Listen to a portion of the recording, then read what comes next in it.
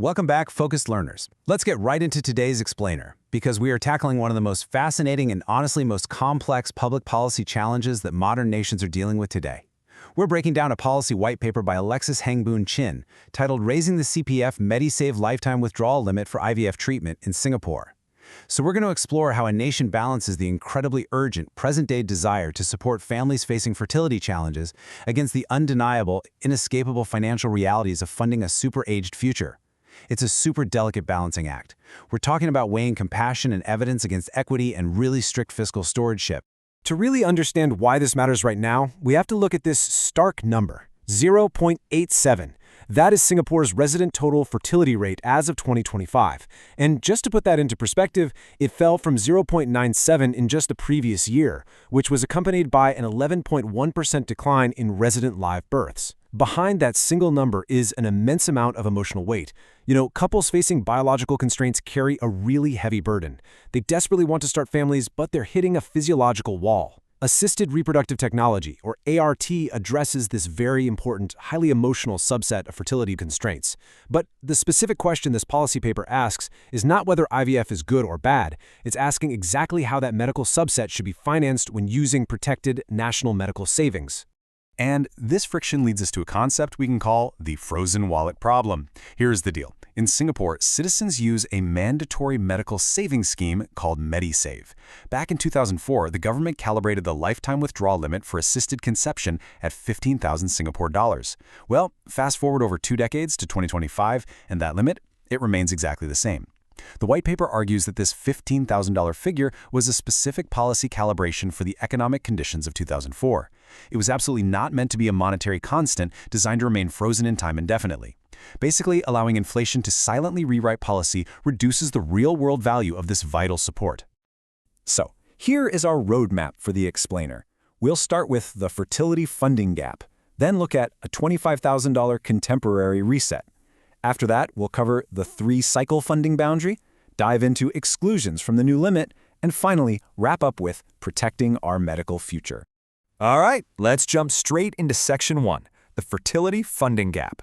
According to current provider information from places like Singapore General Hospital, a single contemporary IVF treatment episode can now cost between $15,000 and $18,000 before any government co-funding is applied.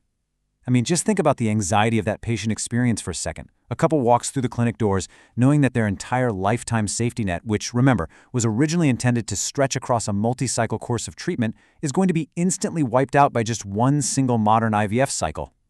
After that first attempt, if it fails, they face immense out-of-pocket costs for subsequent necessary tries. The reality is that case mix, complex medications, and modern laboratory practices have all evolved. And that makes the nominally static 2004 limit practically obsolete for a patient who might genuinely need a second or third attempt to build their family. And the math on medical inflation fully validates the financial pain these patients are feeling right now. According to official Consumer Price Index data, general inflation, that's the all items index, rose 53.5% between 2004 and 2025. But the health index, it rose even higher, by 59.9%. If you apply that nearly 60% healthcare inflation rate to the original $15,000 limit, preserving its 2004 purchasing power requires approximately $23,988 today. So the limit hasn't just been frozen. Its actual real-world utility has been severely eroded over 20 years. Moving right along to Section 2, a $25,000 contemporary reset. The author of this paper frames the policy recommendation incredibly carefully here. The proposal is to raise the limit to around $25,000. As the quote on screen states, this is a periodic restoration of the real value, not as open-ended reproductive financing. The proposed $25,000 is roughly 4.2% above the strict health CPI equivalent of $23,988 we just talked about. The paper notes that this modest buffer is mathematically justified by the uncertainty in mapping broad inflation indices to very specific IVF charges. It creates a durable, easily communicated round number boundary rather than introducing some sort of radical, unlimited expansion of entitlements. So how does this $25,000 limit actually build into a practical patient journey? Well, it isn't just handed over all at once, it's heavily structured. The paper recommends this chronological schedule: up to $10,000 for the first complete cycle, $8,000 for the second, and $7,000 for the third. And that exhausts the lifetime limit. This perfectly mirrors and inflation adjusts the old 2004 schedule, allocating that small policy buffer mostly to the third cycle. Why? To ease the cumulative financial burden of repeated failures. Crucially, the policy defines a complete cycle very, very strictly. It must include one ovarian stimulation episode and all fresh and frozen embryo transfers arising from that specific retrieval. Now, why does this strict definition matter? To put it simply, it prevents gamification of the system. Without it, clinics or patients might artificially relabel or stretch out the transfer stages of one egg retrieval to improperly claim multiple cycles worth of funds. This keeps the accounting totally honest and focused on actual biological attempts. Which brings us to Section 3, the 3-cycle funding boundary. You might be looking at this and wondering why stop at 3 cycles.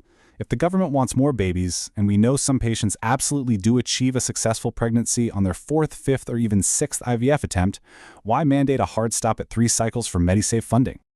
The paper points out that the data shows the first 3 cycles capture the highest prognosis treatment margin. While later cycles aren't uniformly futile, the marginal benefits generally decline sharply, especially for women over 40. After 3 cycles, a patient's prognosis becomes highly dependent on individual factors that population averages just can't resolve. So, stopping at 3 protects the patient's later life medical savings from being entirely drained by an open-ended sequence of diminishing returns. It also aligns with comparative public policy benchmarks, like the UK's NICE guidance, which matters because that guidance is widely considered a gold standard of cost-effective public health policy globally. But above all, remember that this is a financing rule, not a clinical ban. The government is not telling patients you cannot have a baby. Rather, they are saying, we cannot use your protected retirement funds for this. A patient can absolutely pursue a 4th cycle. They just have to finance it privately, rather than drawing from mandatory medical savings. Okay, let's take a look at Section 4, exclusions from the new limit. Let's decode some of this medical alphabet soup real quick. The $25,000 limit strictly covers clinically indicated IVF. It also covers PGTM and PGTSR. These are genetic tests that address defined, severe risks of inherited diseases or structural chromosomal rearrangements. However, it explicitly excludes routine PGTA. That's a test that screens embryos for chromosomal abnormalities to prioritize which ones to transfer. Now, while it might reduce early miscarriage, a major multicenter trial cited in the paper showed it did not improve the cumulative live birth rate. Essentially, an abnormal embryo that is discarded wasn't going to result in a healthy baby anyway. Screening it out just saves the time and emotional toll of a failed transfer. And while that is certainly convenient and emotionally beneficial, the paper argues it does not represent a medical necessity that justifies draining state-mandated retirement funds. Unproven add-ons are out too. And then there's elective egg freezing. So, why is elective egg freezing excluded when it has become so incredibly popular? Look at this startling statistic from a recent U.S. database study. Between 2014 and 2016, a massive number of patients froze their eggs, but over a 5 to 7 year follow-up period, only 5.7% of them returned to actually warm and use those eggs. Just 5.7%. There's no way around it. That is a tiny fraction. The white paper makes a stark distinction here.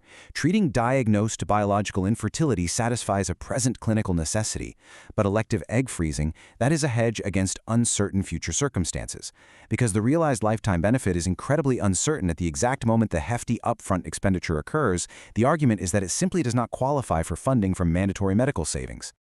And that leads us to our final part, Section 5, protecting our medical future. The demographic reality here is, frankly, stark. As of 2026, Singapore has officially reached super-aged status. By 2030, a massive 25%, literally 1 in 4 citizens, is expected to be 65 or older. Longer lives mean extending our exposure to chronic diseases, hospitalizations, rehabilitation, and years of long-term care. The fiscal horizon for a policy like MediSave isn't measured in a few reproductive years. We are talking about a timeline measured in decades. This brings us to a super important economic concept, temporal fiscal externality. Think of it kind of like taking out an IOU against your future self. A withdrawal from an individual medical account today is not costless just because it's the patient's own money. Let's say you empty your MediSave account at age 35 for fertility treatments. Well, the 75-year-old version of you still needs to pay for hip surgery or diabetes management or long-term care. Those medical costs do not magically vanish just because your account is empty. If your savings are gone, the burden doesn't disappear, it just gets shifted. It reappears as crushing financial burdens on your family, an increased need for means-tested public assistance, unpaid hospital bills, and ultimately, significantly higher public spending that falls right onto the shoulders of younger taxpayers. The government has to act as a steward of these protected savings across a citizen's entire lifespan, ensuring the math works from cradle to grave. According to the paper, this is exactly why the $25,000 reset must remain tightly capped at 3 cycles, rather than becoming an open-ended ATM for reproductive technology. At the end of the day, we all want to support couples trying to bring new life into the world, especially in a nation facing a real fertility crisis. But this white paper forcefully reminds us that compassion has to be balanced with evidence, equity, and an unwavering eye on the future. How does society and government support the families of today without financially breaking the super-aged society of tomorrow? A carefully bounded $25,000 3-cycle limit is the proposed answer. A meticulously calculated tightrope walk between present desires and future realities. It is undoubtedly one of the toughest policy challenges of our time. Thank you so much for joining me on this explainer, and I'll catch you in the next one.